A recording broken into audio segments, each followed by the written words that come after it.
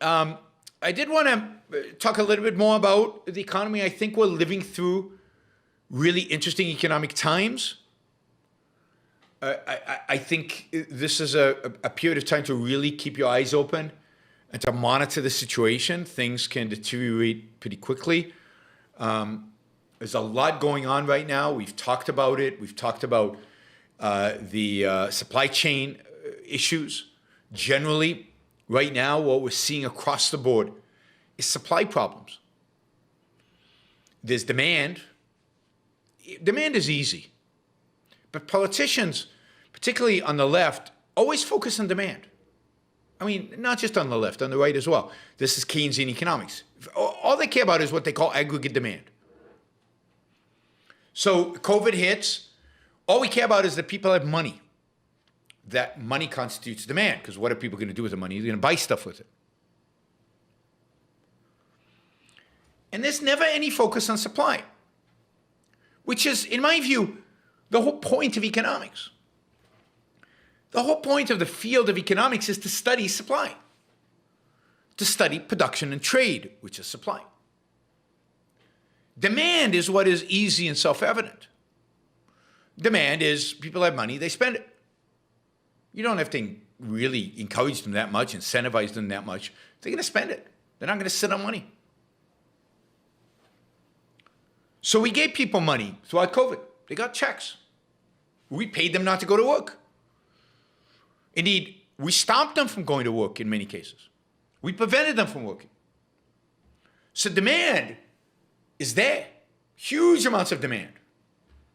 There's demand for goods. Americans are buying at a higher rate than ever.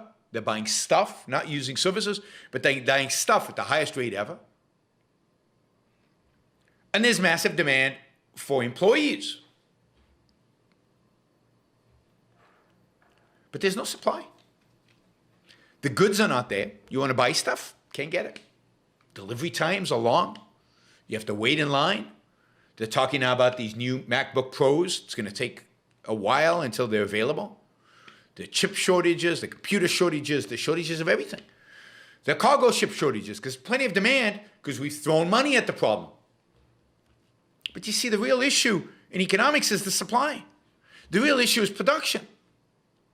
Well, we stopped production. We banned production. We told production, the producers, they couldn't produce. We told workers not to work. And now, surprise, surprise, we've got supply issues. Thank you, Todd. Really, really appreciate that. Yaron, Brook, Enemy of Socialism. That is a great title. I prefer the title of Champion of Capitalism. How about that? I like positive titles. But Todd, that's very generous. I really appreciate it. I don't know where we are today. We're way short of 600, but with Todd and Larry, you know, I guess we're in decent shape. We're probably, you know, somewhere around 300, maybe a little less than 300. But so there's still room for growth, guys. There's still room to ask $50 questions, $100 questions. Still room to support the show at higher levels. Anyway, so the real interesting thing that's going on is this continued focus on the supply. There's continued, you know, focus on all government cares is about giving people stuff. Again, look at Biden's bills. They just want to give them more stuff. But actual stuff needs to be created, needs to be produced, needs to be supplied, needs to be delivered, needs to be exchanged, needs to be traded. Supply chains are a whole art, science.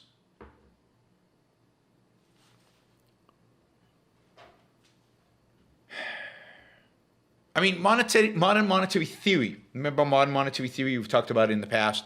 One of the basic assumptions of MMT is that inflation would never happen even if you throw a lot of money on the demand side, even if you throw a lot of money at people.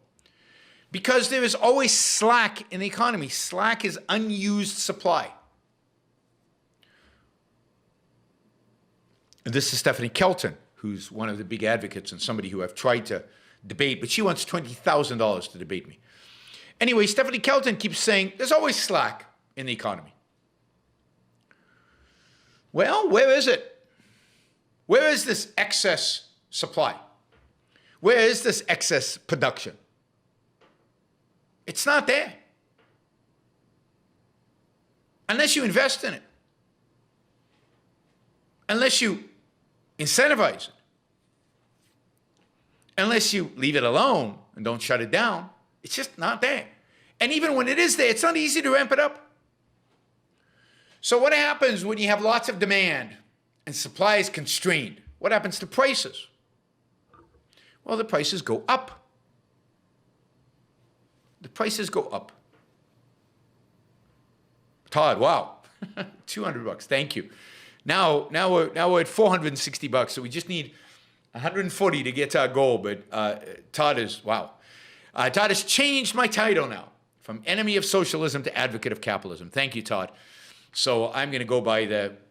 I should change my title everywhere to advocate of capitalism, champion of capitalism. I like champ. What do you think, champion or advocate? You guys can vote, champion or advocate. I think champion sounds better. Champion of capitalism, enemy, mortal enemy of socialism. I like that. I'm going to change my Twitter handle to that. All right. And the problem, of course, is that if you give money to people not to work, guess what they're going to do? They're not going to work. Oh, so I said, if you have a lot of demand, constrained supply, prices go up. That's price inflation. We're seeing price inflation across the board. Across the board. And the consequence of the across the board is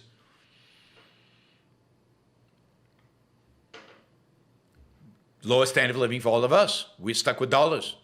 They're not appreciating, unless, of course, you have Bitcoin, and then you're made. Adrian says I should go by the liberator of the masses. I don't know. Sounds a little altruistic. Kill socialism in a single blow. I like champion of capitalism, mortal enemy of socialism. I like that. All right. But the same thing goes for employment. If you pay people not to work, they won't work. And then there's a shortage of workers. Wages go up. Wages go up means product prices will go up to compensate for the higher wages because productivity hasn't gone up. So the wages now are not being driven by productivity increases. They're being driven by shortage of labor because we're paying people to stay home. That raises prices even more and you get more price inflation.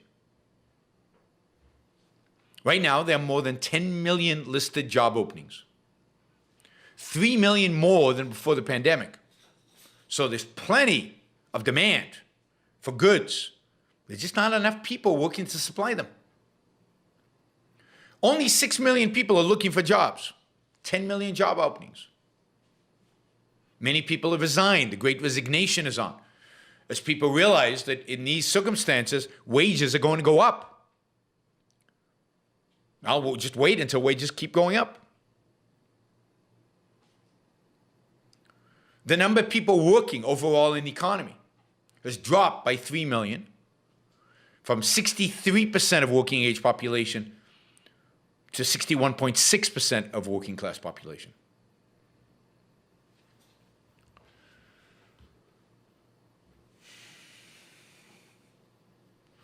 So, you know, it looked like last year writing people checks, sending benefits, expanding unemployment insurance, all of that didn't cost anything. It looked like it was free. Well, we're paying the cost now. Slower economic growth, higher price inflation, and a mismatch of supply and demand, bottlenecks all over the world. It's amazing how every time the government tinkers, it thinks it gets away with it. It survives for a little while under this illusion. And then bam, reality slaps it in the face. No, there's no free lunch. No, if you just print money, subsidize this, you're going to distort the economy in one way or the other.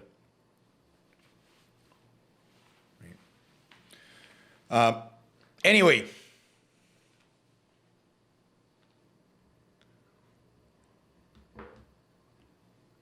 what we have today is the consequence of all the rotten policies that the government has engaged in since the beginning of COVID.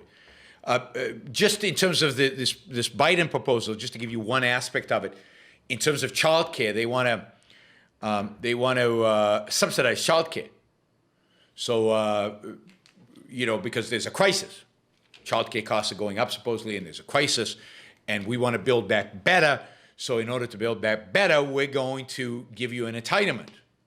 Every family who applies for assistance with childcare will be offered childcare assistance, no matter the cost. Right? The bill stipulates that childcare workers will be paid as much as elementary school teachers, which is $69,930 a year, even though current average childcare worker gets $25,510 a year. So basically the bill is going to raise the cost of childcare by 2.5 times. And who's going to pay for it? The government, which means all of us, through taxes, through more debt, through lower economic growth. Nobody cares. I mean, fact is, even you guys don't care. I mean, I don't know, you guys, some of you guys don't care because, Republicans don't care. Trump didn't care. Economics, that's boring. We're much more interested in talking about bathrooms for transgender. If I did a show on something related to bathrooms and transgender people, there'd be many more people watching. I could pander. I could talk about CRT all day, all night, but talk about actual economic stuff? That's a snoozer. That's uninteresting. That's boring. Unbelievable. Unbelievable, the world in which we live. Right? Anyway, we're going to be a lot poorer because we don't take these things seriously. Right? Think about what's happening in climate change. Well, all of us are focused on CRT. The world is turning against fossil fuels in a way that it hasn't in past decades. Even though they made a lot of noise, they haven't done anything. They're starting to do stuff. It's starting to happen. And where are we? Worried about the transgenders. We're killing fossil fuels. We're disincentivizing oil production. There are massive quantities of natural gas all over the world, in the Mediterranean, in the UK itself. Of course, in the United States, many places, from Pennsylvania down to Texas, all the way to California. Huge, massive, untapped reservoirs of natural gas. And yet, there is a shortage. Supply shortage, plenty of demand, but another supply shortage. Why? Because we haven't invested in infrastructure. We haven't invested in fossil fuels. Why? Because we were told that it's bad and it's evil. Because Exxon had 3 board members elected who are board members to Exxon who are anti-fossil fuels. 3 board members were elected. Why is Exxon going to invest in more production of gas when its shareholders are electing climate change advocates to its board of directors?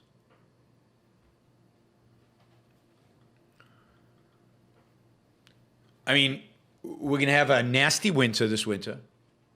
Europe is going to have shortages of natural gas, shortages of heating. Some people in Europe, particularly the poor, are going to be very cold. Very cold. Some places, that are not going to have enough electricity, are going to be super cold. But nobody will learn the lesson. Let's build more windmills. How about some of those solar panels on your home in London where the sun never shines?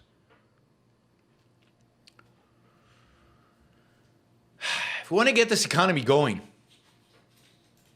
what we need is to unshackle the supply, unshackle the producers.